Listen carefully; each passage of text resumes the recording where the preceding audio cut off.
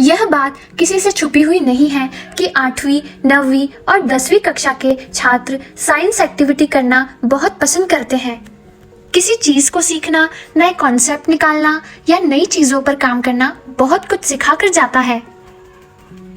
तो आइए हम कुछ आपको ऐसा ही नया सिखाने वाले हैं जो आप अपने स्कूल में बनाकर, अपने साइंस प्रोजेक्ट बनाकर अपने ज्ञान को और बढ़ा सकते हैं।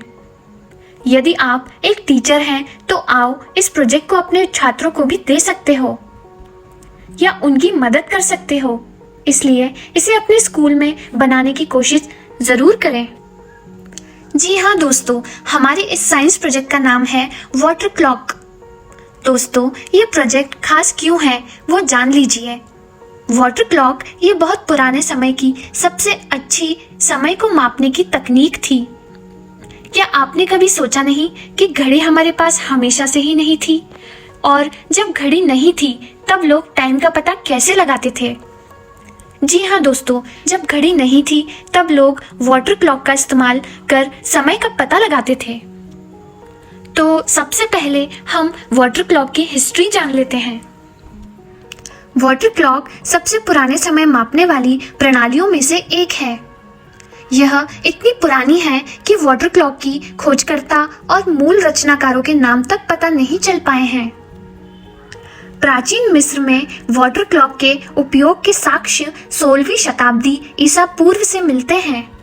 हालांकि कुछ इतिहासकारों का मानना है कि चीन में वाटर क्लॉक का उपयोग 4000 ईसा पूर्व के रूप में किया गया है। 17वीं शताब्दी में पेंडुलम घड़ियों के सामान्य होने तक दुनिया भर में और लगभग हर संस्कृति में वाटर क्लॉक का उपयोग किया गया था। तो अब हम जानते हैं वाटर क्लॉक कैसे काम करती है। वाटर क्लॉक दो प्रकार की होती है। पहली, एक समय को मापने के लिए इनफ्लो का उपयोग करते हैं और दूसरी आउटर फ्लो का उपयोग करके। सीधे शब्दों में कहें, इनफ्लो में एक बर्तन में पानी को इकट्ठा किया जाता है, वो भी चिन्हों के साथ, ताकि ये पता कर सके कि कितना समय बीता। इसी तरह आउटर फ्लो में भी बर्तन से कितना पानी बह गया, इसके हिसाब से समय को ट्रैक किया जाता है। क्यों, है ना आसान? पर ये पूरी तरह से प्रभावशाली है।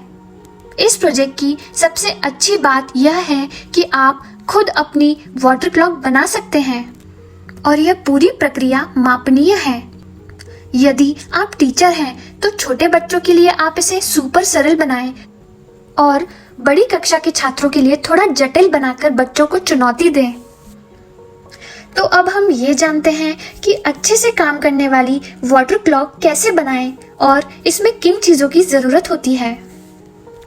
इस गतिविधि को करने के लिए आपको आवश्यकता होगी स्टायरोफॉर्म या प्लास्टिक कप, छोटी घंटी, एक प्लास्टिक छोटा ढक्कन, तार या सूत, सुराख करने के लिए टूथपिक, मनका, कांच की सुराही और पॉप्सिकल स्टिक। इनमें से कई चीजें आसानी से उसी तरह काम करने वाली दूसरी चीजों से रिप्लेस किया जा सकता है। आपके हाथ में जो है, ये प्रक्रिया बहुत आसान है। बस आपके पास कौन कौन सी चीज है उस पर आधारित है। तो इसकी प्रक्रिया कुछ इस प्रकार है। सबसे पहले टूथपिक के माध्यम से प्लास्टिक के ढक्कन के केंद्र में और स्टायरोफॉर्म कप के नीचे होल करें। अब एक लंबा तार या सूत काटें। तार की लंबाई मापते वक्त आपको ये ख्याल रखना है कि तार कप के नीचे से थोड़ा ऊपर मापना शुरू करें और कप के शीर्ष तक मापें। फिर यह सुनिश्चित करें कि आपके पास प्लास्टिक ढक्कन और घंटी पर बांधने के लिए कितनी तार की लंबाई और चाहिए, वो ऐड कर तार काट लें। प्लास्टिक के ढक्कन में जो छेद किया था उसमें से तार दूसरी तरफ निकालें। फिर ढक्कन के अंदर की तरफ मनका तार से बांध लें ताकि तार का एक सिरा ढक्कन में अटक जाए। अब तार के दूसरे सिरे पर घंटी बांध लें।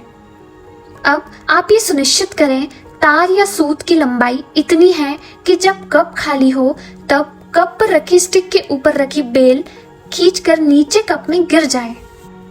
अब कप को कांच के जग या सुराही पर रखें। अब पॉप स्टिक को ऊपर रखें। फिर स्टिक पर घंटी को रखें और उसे पकड़ के रखें।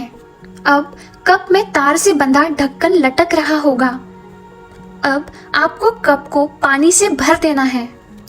जब कप पानी से भर जाएगा तब आप देखेंगे कि ढक्कन पानी में तैर रहा होगा।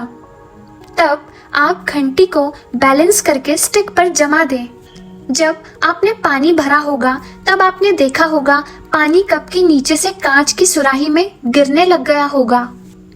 जैसे पानी कम होगा आपकी बेल खींचने लगेगी और जैसे ही पानी खत्म हो जाएगा ढक्कन की वजह से घंटी खींचकर नीचे गिर जाएगी। बेल के गिरने की आवाज आपका अलार्म होगा। तो हमने इस प्रोजेक्ट से क्या सीखा? हमने इस प्रक्रिया में बहुत कुछ सीखा। इसमें सबसे अच्छी चीज थी वो ये है कि कैसे हमने सभी चीजों को सही तरीके से मापा। हमने यहाँ पहले आउटर फ्लो वाटर क्लॉक को बनाया। इस बहुत ही सरल डिजाइन में हमने जाना कि जब घंटी बजती है तब टाइम खत्म हो जाता है। हमने इस प्रोजेक्ट में एक स्टॉप वॉच बनाई। आप अपने छात्रों में से ये प्रोजेक्ट बनाने के लिए दे सकते हैं और आप पानी की जगह अलग अलग तरल में भी कोशिश कर सकते हैं।